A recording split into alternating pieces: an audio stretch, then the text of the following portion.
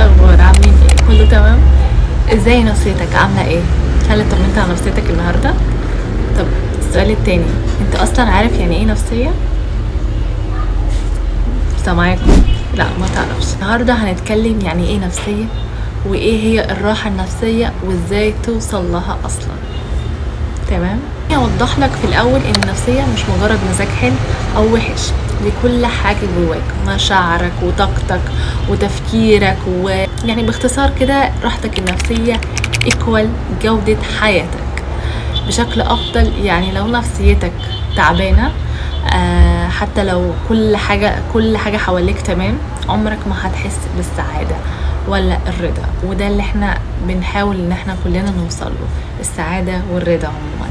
الراحه النفسيه مش معناها ان حياتنا خاليه من المشاكل والهموم، لا، كلنا عندنا هموم، كلنا بنتعب، كلنا بيجي علينا اوقات بنحس اننا مش قادرين نكمل، تعبانين جدا من جوانا. عارفين لما انا تعبان قوي من جوه، فنفسيتنا تعبانه. بس الفرق ان في ناس بتعرف ترتاح جوه التعب ده، وبتعرف تاخد وقت وتهدى وتفكر، تتنفس كويس، تاخد نفس عميق كده وتقول ايه، انا هبقى تمام. الراحه النفسيه انك تكون متصالح مع نفسك، بتسامحها، واضح معاها، وبتحبها زي ما هي، بتطبطب على نفسك كده. ايوه، ما تضحكوش عليا، انا بعمل كده فعلا. اي حاجه انت بتحسيها جسمك كمان بيحسها. انت المفروض تعملي ده وتجربي، انت المفروض تعملي ده وتجربي، مش هتخسري حاجه. انا كمان بعمل كده، بطبطب فعلا على نفسي واقول معلش، ما تزعليش، حصل خير، اللي جاي احسن. احسن احساس ممكن تحسيه ان انت فعلا غاليه، انت مش محتاجه حاجه من حد، انت اللي بتعملي ده لنفسك، عشان نفسيتك، عشانك انت، عشان انت تستحقي ده. ازاي نوصل للراحه النفسيه دي يا نغم؟ خليني اقول لك على سر بسيط قوي. انت عندك 24 ساعه، تخيل، تعالى قرب، انت عندك 24 ساعه في حياتك. تخيل في ناس كتير ما تعرفش السر ده ومش بتستغله كمان. هقول لك ازاي تستغله بقى. خد ساعه او نص ساعه على الاقل في يومك بس لنفسك والفيديوهاتي طبعا.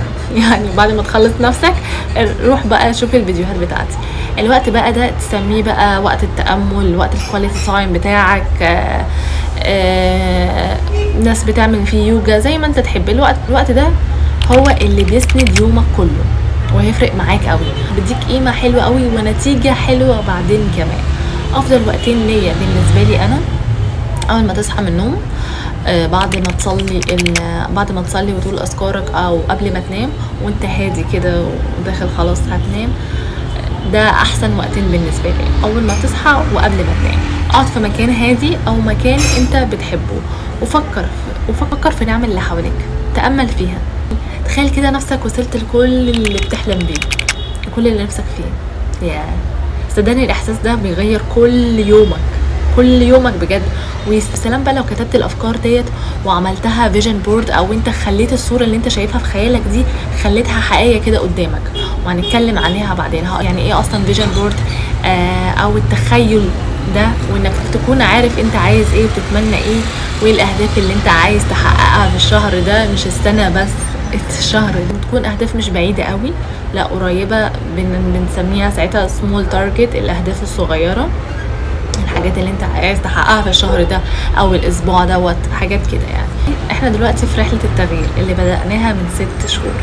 احنا بنبني التغيير الحقيقي، بيبدأ من جواك. احنا لسه بنبني ان التغيير الحقيقي ده بيبدأ من جواك. لما تبدأ تحس براحه وتشوف حياتك بتتغير فعلا، طبيعي جدا في الاول انك تحس انك تايه او مش قادر تكمل، وتسأل نفسك انا ماشي في الطريق الصح ولا لا، هوصل امتى وفين. ده طبيعي، ده جزء اصلا من الرحله. ما دام سالته لنفسك يبقى انت اكيد عندك اجابه ليه. الراحه مش انك ما تتعبش، انت لو ما تعبتش مش هتعرف اصلا ولا تحس بطعم الراحه. ده مبدئيا كده، انك تكمل وانت عارف ومتاكد ان ربنا معاك ومش هيسيبك، دي حاجه كبيره جدا. فالراحه بتيجي من جواك، اول ما تحس انك انت تعبان قوي، انت عايز كده تستريح. رسالتي ليك في الاخر، افهم نفسك، اسمعها، اديها وقتها عشان تديك هي كمان السلام اللي انت بتدور عليه. قرب من ربنا، لان مفيش راحه نفسيه حقيقيه من غيره.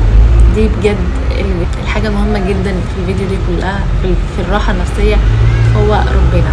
ودلوقتي بعد كل الكلام ده وبعد ما اتفرجت على الفيديو، تسمح لي اسألك تاني، نفسيتك عاملة ازاي النهاردة؟ طمنت على نفسك النهاردة؟ جاوبوني في الكومنتس. قبل ما نقفل خد نفس عميق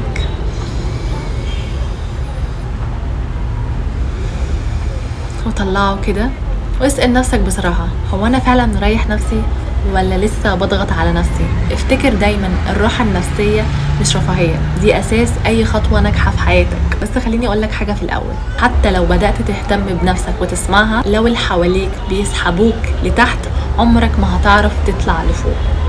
وعشان كده استناني الحلقة اللي جاية، هنفتح باب جديد في الرحلة دي، ازاي تحيط نفسك بناس تشجعك وتدعمك وتخليك نسخة افضل من نفسك في كل يوم. فقبل ما امشي اكتب لي في الكومنتس الناس اللي حواليك بيدعموك ولا بيسحبوك لتحت، ومستنية اقرأ اجاباتكم، ونتقابل في الحلقة اللي جاية ان شاء الله. Thank you so much. اشوفكم الحلقة اللي جاية. باي باي.